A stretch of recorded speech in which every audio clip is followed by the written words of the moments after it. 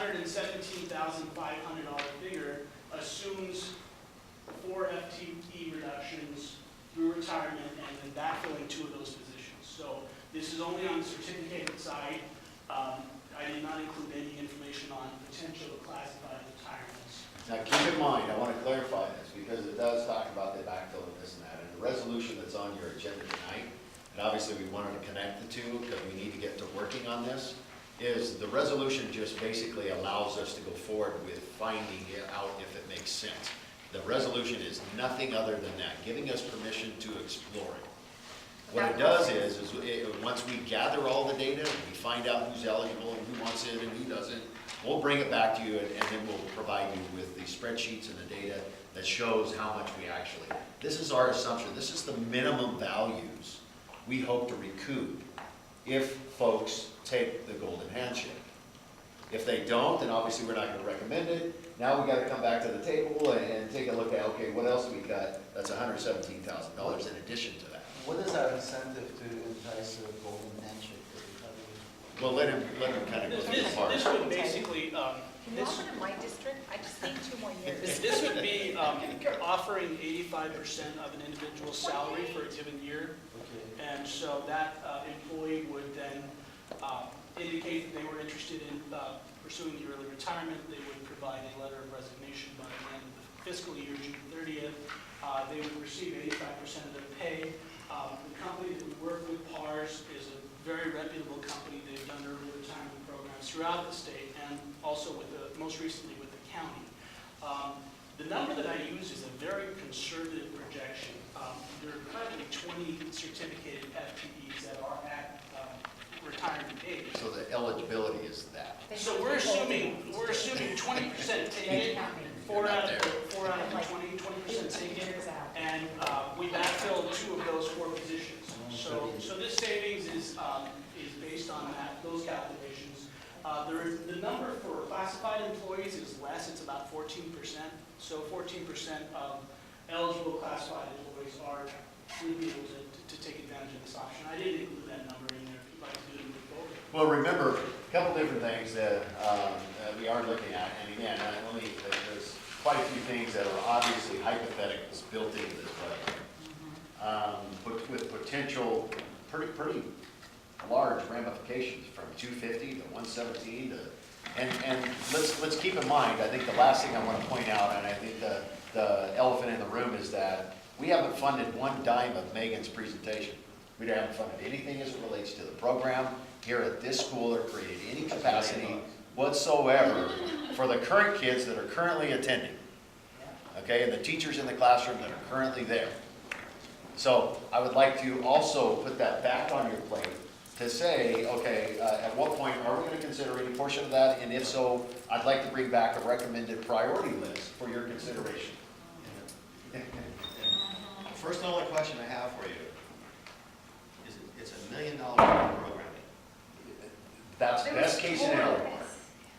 Okay. It's $1 million It is, proposed absolutely. program. Okay. I'm telling you right now, I don't know where we find room in the budget, capacity in the budget for any of it. I understand. Okay. So we need to figure out, and all of this stuff here that we're talking about in terms of entrepreneurship is to simply eliminate the first $1 million. Maintain status quo, right? Not even worrying about the second. So I don't think we're going to be able to get there from here in terms of $1 million. So I think my request of you would be is for you to go through that, because you guys are the lead educators in this. Far be it from this group of people to start saying, well, we're gonna fund that, but we're not going to fund that. No, I wouldn't want you to do that. You're going to need to look at it and say, out of $1 million, Yes. this is what we truly Right. need. And then within that, and the only way I can see fund it is if somehow you program it into another entrepreneurial money-making program, either it be in a dependent charter or a magnet school or something, and we can look at what the startup costs are, so that we can start getting into a situation where the next year or the year out, within a 3-year budget period, we may go into a deficit mode as a startup, but by the end of the 3 years, we're paying for it, it's making money. That's, Yeah. I think, the only way that we can achieve this, but I think it has to be done through some type of a magnet school or a dependent charter where, let me say it another way. We're doing all this stuff to service all other kids. Kids everywhere else in the county. Okay? We can't leave out our own kids. To have our own population and to deal with the market share that we're losing that Matt's discussing. And the only way I think we're going to do that is through something like a magnet or dependent school, where while we are earning income on all of these other charters around us. Well, Mark, that we're understand doing that's something what I else. wanted, but the whole reason why I was even entrepreneurial in the first place was try to generate revenue for the kids that we currently have. I understand, but even with Well, that, obviously, I can't even get there. but we're not going to get there. I know what you want to do, Yeah.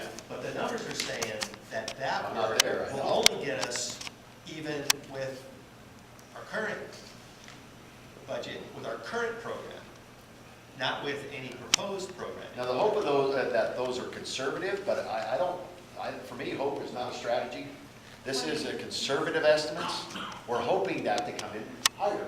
We hope that we make more money. We hope that more parks. We hope, but all of those things aren't there yet. Until they come to fruition, then these are for us, best case scenario that you're looking at. Well, the hope is also that we attract more ADA. As a Absolutely. result of all this. Absolutely. That's why I wanted the that bigger- 250 to put towards a magnet.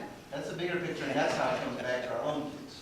Absolutely. Well, The other thing is that we're looking at. We have to be competitive, and I think that really that's what the conversation is, really making sure that our program is viable here, so that we are competitive with the private school that the children are going to currently, or the homeschool program that children are attracted to. And I think that we have to make sure that our program that is currently existing is competitive to help support that. Everybody else has. Right, and so that the 18% of people who left our school district this year wouldn't leave our school district because we were competitive enough to say we had Well, it. remember what we talked about as a board. We talked about at length about the fact that our math scores and our English scores are not competitive across the county and across the state. We have the data to show that, religious reasons.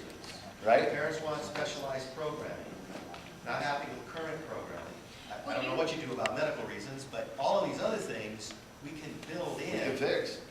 to draw, and I want Matt's idea of going out and hanging a shingle, hanging a flyer on everybody's door and everybody's window. But I don't know that it's enough just to say, have you looked at our same old school That's right. that we had 5 years ago? Because by the way, it's better now. It still looks the same. It still looks crappy, but it's really better. I don't know that that's going to have the oomph to bring it in. What we have to do is we have to give them a program, we have to give them something that draws them in order to pick up numbers, even if it means picking up well-behaved, smart, higher-performing kids from the outside. That Okay. our kids can sit down with